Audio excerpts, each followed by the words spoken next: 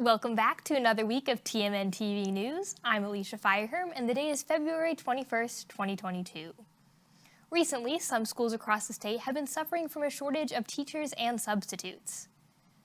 As of October, vacant positions throughout Kansas totaled 1,250, compared to 840 the year before. A combination of reasons is the cause for the shortage, but ultimately more educators are leaving the profession than coming in. Our reporter, Reagan Neufeld, recently spoke with Chad Meitner, the principal of Thomas More Prep Marian High School, about the situation. Helping kids who are currently in school, maybe juniors and seniors, see how fun and magical a classroom can be from the teacher perspective, and that might inspire them to want to become a teacher and then go to school for that. That's, I think, the long-term solution there is that we constantly need to be enjoying each other's time and seeing how cool education can be together with kids and teachers in a classroom. You can read the full story with more from Meitner, as well as several other professionals, on tigermedianet.com. On Thursday, February 17th, Hayes Public Schools were hacked with ransomware. This type of cyber attack locks users out of their systems until the requested ransom is paid. Last Tuesday, the district reached out to parents via email and text to explain the situation. USD 49's technology director, Scott Summers, said he could not share any new information on the incident because of where the investigation is at. Tiger Media Network contacted Superintendent Ron Wilson's office but could not get in touch for a comment. In world news, tensions continue to remain elevated in Asia as Ukraine worries about a possible conflict brewing with Russia. Today, Russian President Vladimir Putin discussed with officials whether to recognize the independence of two eastern Ukrainian areas. Putin has leveled allegations of genocide in Donetsk and Luhansk against the Ukrainian government, according to the Tribune news service. U.S. officials have said a possible invasion of Ukraine would be extremely violent and could come at any time. The U.S. President Joe Biden's administration has said an attack is imminent. A Biden advisor has said the president would be open to a summit with Putin to try and stop any potential conflict. This week, colder temperatures are back, with average highs around the low 30s and lows coming in well below freezing at about 10 degrees. Today is the highest temperature we will see all week in the high 50s, while tomorrow and Wednesday only have highs around the 20-degree mark. Thursday, Hayes might have a chance to get some snow on the ground, with a 60% chance of snow in the morning and afternoon. Friday through Sunday, things start to warm up, with the highs in the 30s up to the 40s and lows coming back to double digits. According to the National Weather Service in Dodge City, many counties, including Ellis, are in a wind chill advisory. Protect yourself while outside by wearing appropriate clothing for the cold, as we could possibly see wind chills as low as 20 below zero. This weather report will change throughout the week, so stay up to date with kwch.com. When we come back from the break, Reagan Neufeld will bring us the sports update.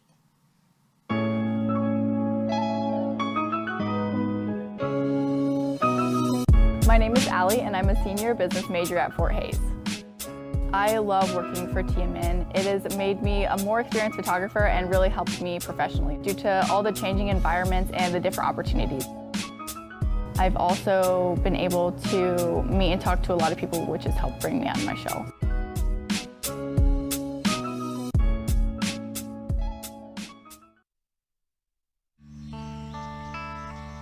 This is the moment I knew his future had no boundaries.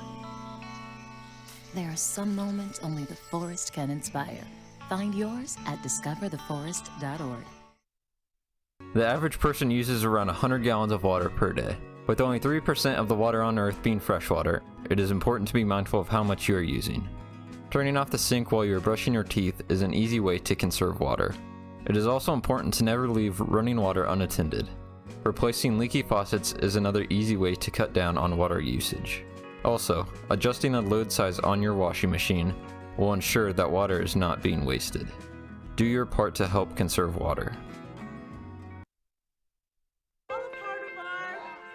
Teachers today are finding new ways to instill old lessons, proving that greatness can be found in everyday places and that you don't need to be famous to be unforgettable.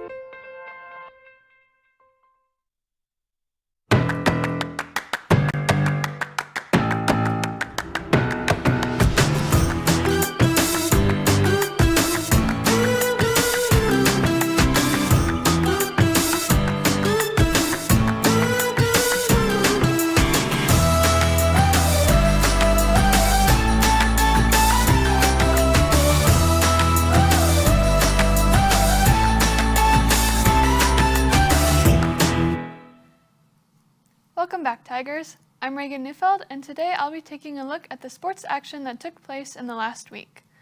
The women's basketball team started the week off by being ranked number 1 in the first region rankings for the NCAA Division II basketball tournament. Final selections for the region will be announced on March 6th.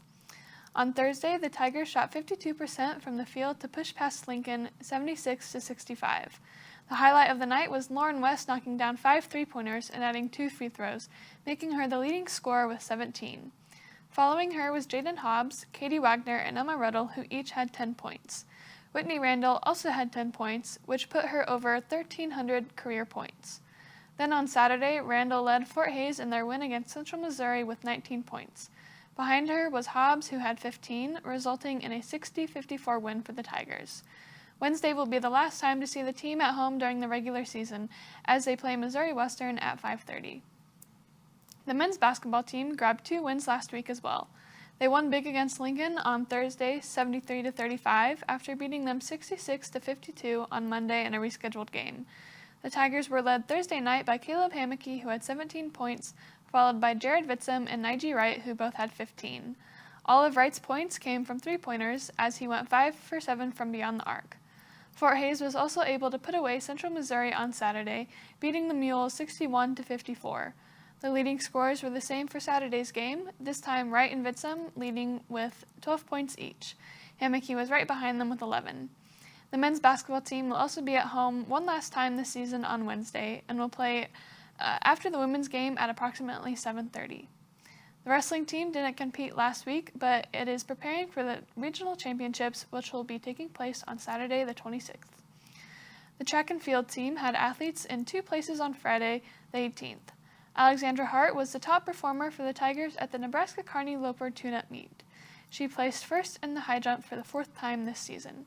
One other Tiger placed first, and it was Lyra Coleman at the Nebraska tune-up meet in Lincoln. She won the 200-meter dash by 1/100th of a second and a time of 24.38. This time is now an indoor school record, which was also previously held by Holman. Holman also finished second in the 60-meter dash. Other highlights of the meet include Maddie Rossi placing second in the 600-meter race and third in the 60-meter hurdles, Erin Mangan placing second in the 800-meter race, Robbie Schmidt placing third in the 3,000-meter race, and the men's 4x400-meter relay team placing second. The next competition for track and field is the Indoor Conference Championships, which will be taking place this weekend starting Friday. The softball team traveled to Oklahoma again on the weekend to compete in their second Edmond tournament. They played 2 games on Sunday, losing the first against Southern Arkansas 3-2 and winning the second against Arkansas Tech 4-2. Lindsey Kelly led the Tigers in the first game by going 3 for 2, 2 for 3 in her at-bat. In the second game, Lauren Beggs hit 3 hits on 4 at-bats, which resulted in 1 RBI. Sarah Breckbell also drove in 2 runs off of 1 hit. Fort Hays is playing again right now, finishing up the Edmond tournament with games against East Central and Oklahoma Baptist. Results will be posted later on TigerMediaNet.com. The Fort Hays baseball team had a busy weekend, playing a 4-game series against Regis University at home. The games began on Friday afternoon and finished Sunday. The Tigers lost the series 3-1, dropping both games on Friday and Sunday, and splitting Saturday. Final scores of the games were 12-8, 8-4, 8-2, and 13-3. Ed Scott and Mikey Felton each went 3 for 4 in their at-bats on Friday. In their win on Saturday, Cade Flaherty drove in 3 runs, while Grant Schmidt had 2 hits on 2 at-bats. The Tigers will play again this weekend, starting a 3-game series with Washburn University on Friday. The games will be played at Washburn and mark the beginning of conference play. And lastly, the Fort Hays cheer team hosted the Tiger Invitational cheer competition on Saturday. This was the first time since 1999 that the team competed at home in Gross Memorial Coliseum. The Tigers took on teams from Washburn University and Langston University, and at the end of the day, Fort Hays came out on top. That's all we have for this week. Tune in again next Monday for more sports updates. Until then, follow the action by visiting TigerMediaNet.com. When we come back from the break, Alicia will have more news.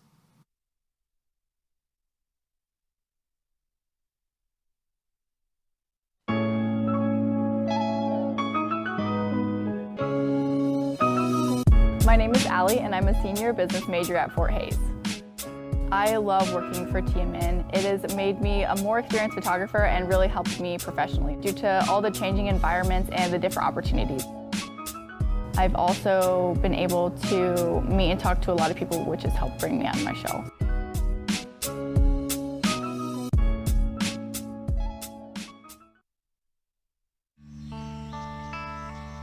This is the moment I knew.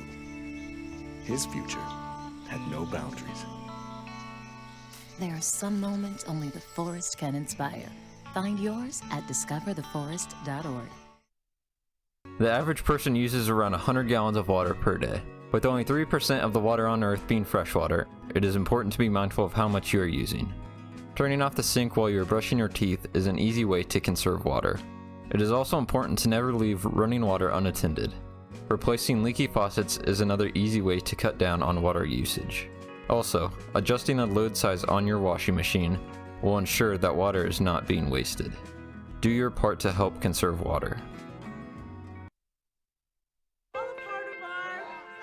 Teachers today are finding new ways to instill old lessons, proving that greatness can be found in everyday places and that you don't need to be famous to be unforgettable.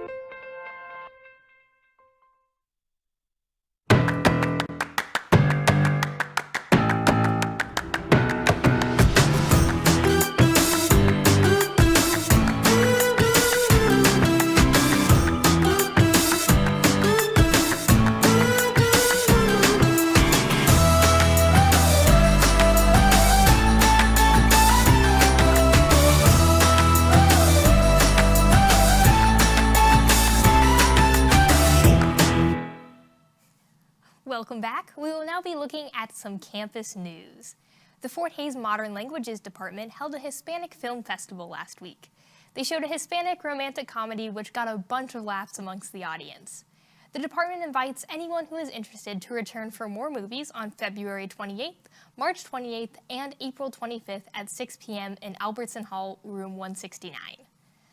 Last Tuesday marked the inaugural debate between two political groups on campus, the College Republicans and Young Democrats.